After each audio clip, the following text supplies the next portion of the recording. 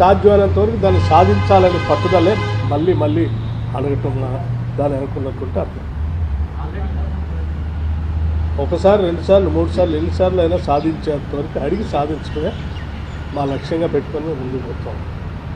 ఇంకా దానివల్ల తెలంగాణ రాష్ట్రానికి పెద్ద ఎత్తున మేలు జరుగుతుంది కాబట్టి అది చట్టపరంగా ఆ రోజు అందులో పొందుపరిచారు కూడా మా హక్కుగా మేము భావిస్తాం.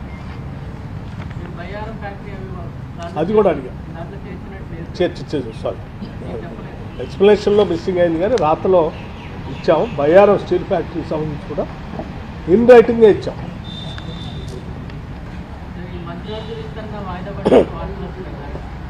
మీరే విస్తరించారు, మీరే వాయిదా వేసారు. నేను తారీఖులు ఏం చెప్పలేదు. విస్తరించాలి, పిసిసి అధ్యక్షుడిని నియామకం జరగాలి, మంత్రివర్గ విస్తరణ జరగాలని ఏఐసిసి అధ్యక్షుడికి విజ్ఞప్తి చేసినాం. వాళ్ళ పరిశీలనలో ఉందని చెప్పినాం. ఇప్పుడు కూడా వాళ్ళ పరిశీలనలో ఉంది.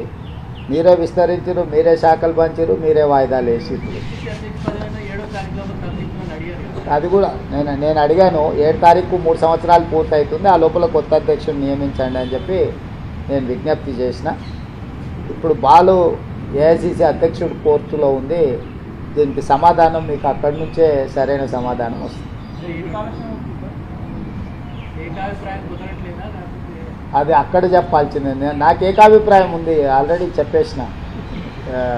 వేరే వాళ్ళని నియమించండి, దాంట్లో ఏం భిన్నాభిప్రాయాలు, ఏకాభిప్రాయం.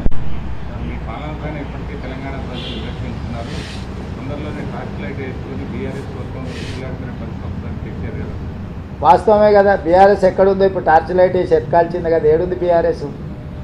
సింగిల్ సీటు కూడా పార్లమెంట్లో లేదు. పార్టీ పుట్టినప్పటి నుంచి 25 సంవత్సరాలలో ఇంత దీనావస్థ ఎప్పుడూ లేదు. ఇప్పుడు ప్రజలు కాదు, కేసీఆర్ కూడా బీఆర్ఎస్ ఏడుందని టార్చ్ లైట్ వేసి ఎత్తుకోవాల్సిన పరిస్థితి వచ్చింది. కాలగర్భం కాదు, గత చరిత్ర బీఆర్ఎస్ అనేది. బీఆర్ఎస్కు గత చరిత్ర ఉన్నది కానీ భవిష్యత్తు లేదు. నిన్న లక్ష్మణ్ కూడా రాష్ట్రపతి ప్రసంగం ధన్యవాదాలు మాట్లాడుతూ 5 నెలలకి విసిపోయారు ప్రజలు. ఇప్పుడు మార్పు కోరుకుంటున్నారు. ఎప్పుడు ఎలక్షన్ జరిగినా బీజేపీ రావడం ఖాయం. ఎప్పుడు జరుగుతుందని వారి ఉద్దేశం? ఏమో మీ మీద మరి అంత నమ్మకం ఉంది, ఎప్పుడైనా జరుగుతుంది వాళ్ళ కోరిక. ఉత్తరప్రదేశ్లో వాళ్ళ ప్రభుత్వం మొన్ననే వచ్చింది, ఏం జరిగింది?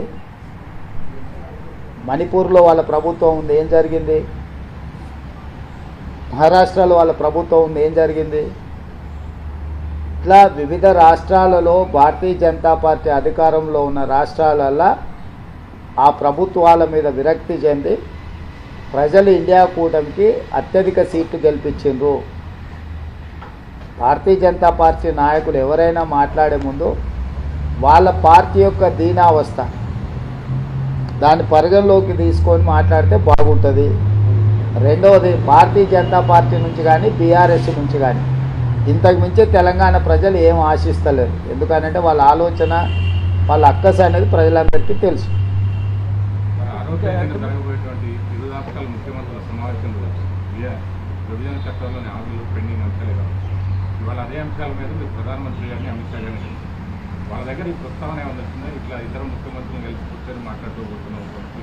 తెలుసు, అమిత్ షా గారికి చెప్పిన 6 తారీఖు రోజు రాష్ట్ర విభజనకు తర్వాత రావలసిన మా రాష్ట్రానికి అన్ని విషయాల మీద 6 తారీఖు రోజు మేము ఒక మంచి వాతావరణంలో కూర్చొని చర్చించుకుంటున్నాం.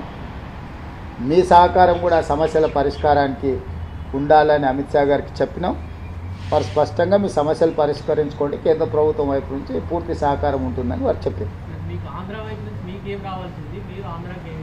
చాలా అంశాలు ఉన్నాయి, ఇంకా అది లిస్ట్ ఇస్తాను. 9th షెడ్యూల్ 10th షెడ్యూల్లో ఉన్న ప్రాపర్టీస్ కావచ్చు.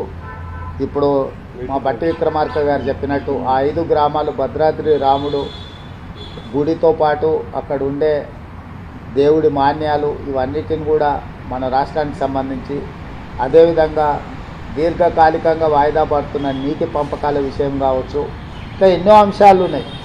వాటన్నిటినీ చర్చించుకొని ముందుకెళ్ళాలనుకుంటున్నాం.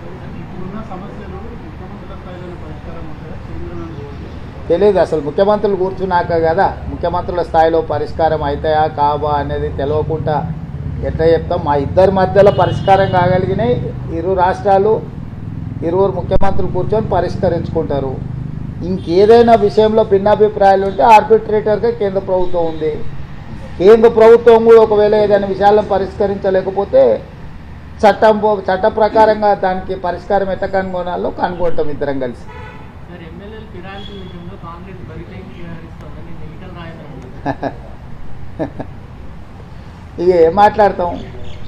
20 సంవత్సరాలు ఆయన ఎవరితో కలిసి తిరిగాడు, ఎవరితో అధికారం పంచుకున్నాడు? ఆయన కండువాలు కప్పేటప్పుడు ఎప్పుడైనా మాట్లాడిండా? పోనీ 11 రాష్ట్రాలల్లో భారతీయ జనతా పార్టీ ఎన్నికైన ప్రభుత్వాలను పడగొట్టింది. ఆ విషయమన్నా తెలుసా వారికి? కర్ణాటకలో కానీ, మహారాష్ట్రలో కానీ, గోవాలో కానీ, బీహార్లో కానీ, మధ్యప్రదేశ్లో కానీ, ఇప్పుడు మధ్యప్రదేశ్లో ఉన్న ప్రభుత్వం ఏం చేసి తెచ్చుకున్నారు? ప్రజలు ఇస్తే వచ్చిందా? అవును, ఫిరాయింపులు చేసి తీసుకొని ప్రభుత్వాలను పడగొట్టి ఇవాళ మహారాష్ట్రలో వాళ్ళు చేసిన పనికి ప్రజలు ఏం తీర్పిచ్చిందో ఉంది కదా కళ్ళ ముందల. అంతగా కేసీఆర్ పట్ల వీరికి సానుభూతి ఏంది? కేసీఆర్ మీద ఇంకా ప్రేమ తగ్గనట్టు ఉంది. కేసీఆర్ 2/3 వచ్చేంత వరకు వాళ్ళని పెట్టుకొని చేస్తున్నారు. ఏ మాత్రం ఎవరు వస్తే వాళ్ళు కండువాలు కప్పుతున్నారు. ఫిరాయింపు నిరోధక చట్టాన్ని వ్యతిరేకం అని ఎవరంటారు? సీతన్నారు. అంటున్నా ఆయనకి ఇంకా కేసీఆర్ మీద ప్రేమ తగ్గినట్టు లేదని అంటున్నా. వాళ్ళు ప్రేమించుకొని మాకేం అభ్యంతరం?